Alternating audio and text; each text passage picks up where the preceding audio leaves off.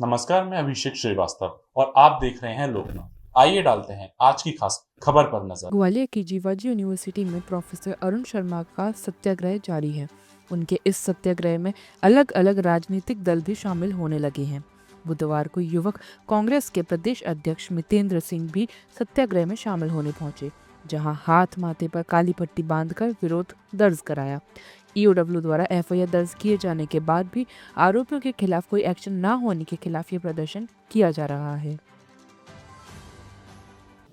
आज किस तरह से आप यहाँ सत्याग्रह में शामिल होने के लिए पहुँचे हैं और जिस तरह की तस्वीर उजागर हुई है जी, इसको लेकर क्या कहना है? देखिए, आज सरकार इस प्रदेश के अंदर एक योजना बना रही है। वो लंबी योजना आज मुझे यहाँ आके समझ में आई। वो लंबी योजना ये है कि अभी तो हम लोग रोज़गार की लड़ाई लड़ रहे थे इस प्रदेश में कि नौजवानों को रोज़गार दो। आज महसूस हुआ ये तो अशिक्षित विद्यार्थियों को पैदा करने में लगी है कि वो लड़ाई परमानेंट ही ख़त्म हो जाए कि हम रोज़गार मांगने की बात ना करें। और मैं ये बात किस संदर्भ में कह रहा हूँ कि झुंडपुरा गांव में शिव शक्ति कॉलेज खोला गया और वो कॉलेज 15 साल से सिर्फ पेपरों पर ही है और आज वो 15 साल से उसकी एक ईंट नहीं रखी गई है। और इसके खिलाफ जब ईओडब्ल्यू ने एफआईआर कर दी है तो इसका मतलब उच्च शिक्षा विभाग से एनओसी 15 साल से मिली हुई है और मतलब भोपाल से ही जब एनओसी मिली है तो कॉलेजेस भी एफिलेटेड हैं उससे।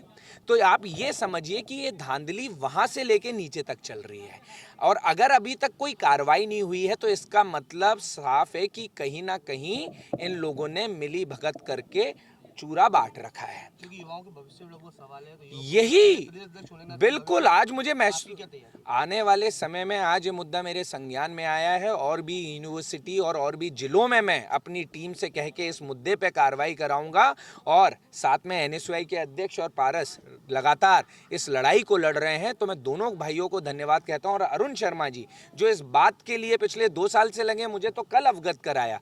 मैं इसमें छानबीन तो हर जिले में कराऊंगा और साथ में इस मुद्दे को लेके एक बहुत बड़ा शंखनाद करूंगा। अगर जल्द से जल्द इस पर कार्रवाई नहीं हुई तो वो शंखनाद आपको यूथ कांग्रेस द्वारा किया हुआ देखा जाएगा। क्योंकि पहले तो रेत माफिया सुना करते थे, अब तो शिक्षा माफिया भी पैदा हो गए हैं। वैसे माफिया कि प्रदेश में आने वाली पीढ़ी को अशिक्षित कर रहे हैं जिससे ये किसी काम के ना रह जाए और सरकार को कोई काम ना देना पड़े। अरुण जी, सत्याग्रह आपका जारी है और आगे की किस तरह से रणनीति बनाई है आपने राजभवन तक और फिर जनता मंच तक? सतत संघर्ष जारी रहेगा अंतिम सांस तक। सर्वप्रथम आचरण न्यूज़, लल्लू राम चैनल और न्यूज़ 24 को धन्यवाद कि आप सत्य की इस लड़ाई में साथ देने जीवाजी यूनिवर्सिटी के खुले प्रांगण में आए हैं। कल शाम को 5 बजे से यहाँ बैठा हुआ हूँ क्योंकि आज धरती माँ है और आसमान पिता है। खुले आंगन में बैठा हूँ। लगातार जान से मारने की धमकियाँ मुझे उच्च शिक्षा माफिया द्वारा दी जा रही हैं, जिसकी ऑडियो रिकॉर्डिंग्स मैं ग्वालियर डीएम, ग्वालियर एसपी और आईजी को दे चुका हूँ। 27 बार आवेदन दिया है मैंने। अब यह सच अधूरा न रह जाए, इसकी जिम्मेदारी आज से यूथ कांग्रेस मध्य प्रदेश के अध्यक्ष मितेंद्र सिंह, पवन शर्मा जी एनएसयूआई जिला अध्यक्ष ग्वालियर और छात्र नेता संघर्षशील युवा नेता पारस यादव जी की है। अगर डॉक्टर अरुण शर्मा को कुछ हो जाता है तो ये जो असत्य आधार पर ये जो कॉलेजों का संचालन है ये सच पूरा सामने नहीं आ पाएगा।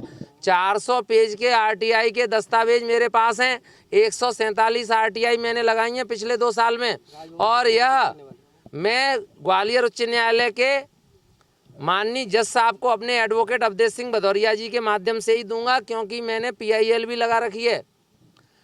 राजभवन भी धरना दूंगा, जंतर मंतर पर भी दूंगा। राष्ट्रपति द्रौपदी मुर्मू जी से इच्छा मृत्यु की भी मांग करूंगा। ग्वालियर जीवाजी यूनिवर्सिटी से लेकर भोपाल उच्च शिक्षा मंत्रालय तक साइकिल यात्रा भी निकालूंगा। डम डम डीगा डीगा मौसम भीगा भीगा करते हुए इन भ्रष्टों को मैं एक पल भी इस विश्वविद्यालय में अब बर्दाश्त करने की स्थिति में नहीं हूं क्योंकि इन्होंने मुझको प्रताड़ित किया, अपमानित किया, शोषित किया। लेकिन मैं आपसे कहना चाहता हूं, सत्य उत्पीड़ित, शोषित और पीड़ित हो सकता है, पराजित नहीं हो सकता है क्योंकि अंत तो।